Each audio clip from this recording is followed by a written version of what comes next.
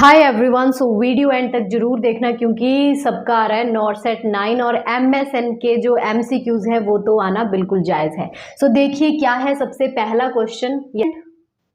Patient with chronic kidney disease reports weakness and tingling sensation. ठीक है guys, chronic मतलब CKD हुआ है, ठीक है, और उनको क्या हो रही है, वीकनेस और टिंगलिंग सेंसेशन हो रही है। लैब में जब उनकी रिपोर्ट्स गई तो गाइस वहां पे जो पोटाशियम का लेवल है वो बढ़ा हुआ मिला। सो गाइस पोटाशियम का लेवल बढ़ रहा है तो उसके लिए इमीडिएट इंटरवेंशन क्या करनी है। ऑप्शन है एडमिनिस्टर करेंगे कैल्शियम ग्लूकोनेट आईवी, रिस्ट्रिक्ट करेंगे protein intake, encourage the oral fluid या फिर provide iron supplement. So guys आप क्वेश्चन में देख सकते हो यहाँ पे सीधा सीधा मेंशन किया है कि जो पोटाशियम का लेवल है वो बहुत ज्यादा हाई हो गया है। और गाइज आप सबको पता है कि जो पोटाशियम है वो सीधा सीधा कहाँ पे असर करता है, हार्ट पे। इट मींस अरिथमिया होने के चांसेस हैं गाइज। सो इसका सीधा सा आंसर रहेगा कैल्शियम ग्लूकोनेट। जैसा कि मैंने आपको बताया कि पोटाशियम का लेवल बढ़ने की वजह से अरिथमिया के चांसेस ज्यादा है, इसलिए आप सबको पता है उसका जो एंटीडोट है that is calcium gluconate. Next question है guys, a patient with acute pancreatitis. Pancreatitis it means pancreas में इन्फ्लामेशन इन्फेक्शन है, उनको कंप्लेंट है of severe abdominal pain radiating to back. Okay, severe abdomen में पेन हो रही है बट वो बैक में भी रेडिएट हो रही है। So what is the priority nursing action, क्या प्रायोरिटी है? Provide analgesics and maintain NPO nil per oral status, encourage the oral fluid, start high fat diet या apply abdominal bind. So guys binder binder तो हमने नहीं attach करने हैं, abdominal pain है तो उसको हम फर्स्ट प्रायोरिटी देंगे क्योंकि वो बैक को रेडिएट हो रही है। सो यहाँ पे सीधा सीधा आंसर जाएगा ए, एनाल्जेसिया के साथ साथ जो पेशेंट का जो एनपीओ है वो भी हमने मेंटेन करना है गाइज, ताकि जो पैनक्रियाज है उसमें जो स्टिमुलेशन है वो कम हो सके। नेक्स्ट क्वेश्चन है, a patient with diabetes is unconscious with sweating and tremors. क्या हो गया? अनकॉन्शियस हो गया, स्वेटिंग ट्रेमर्स हो गए।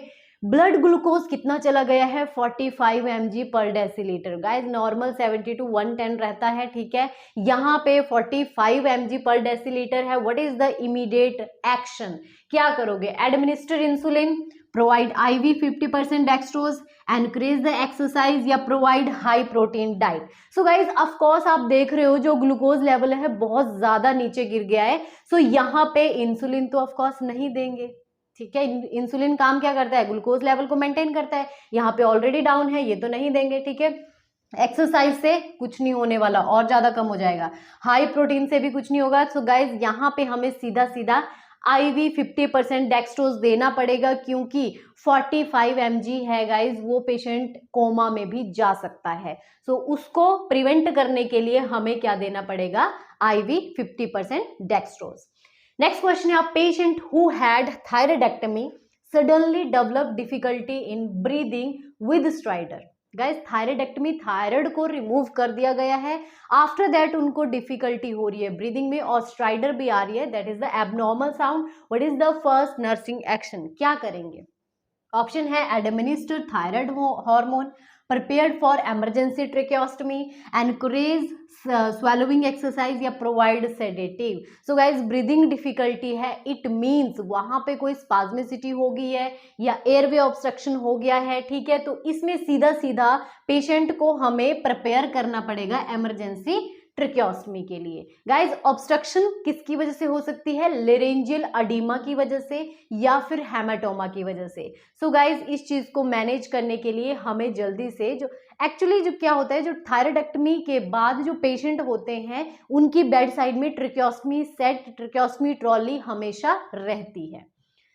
लास्ट क्वेश्चन है guys, a patient with hypertension is started on beta blocker, which parameter is most important for nurse to monitor? Beta blocker किस चीज के लिए देते हैं? एंटी हाइपरटेंसिव है, ठीक है। तो कौन से मॉनिटर करने हमने? Vital sign. ऑप्शन है blood glucose, heart rate and blood pressure, urine output, respiratory rate. So guys इसका आंसर बहुत इजी है, तो आप कमेंट में जरूर करना। ऐसी वीडियो के लिए नर्सिंग टेक ज्योति को फॉलो जरूर करो। Thank you, keep sharing, keep supporting.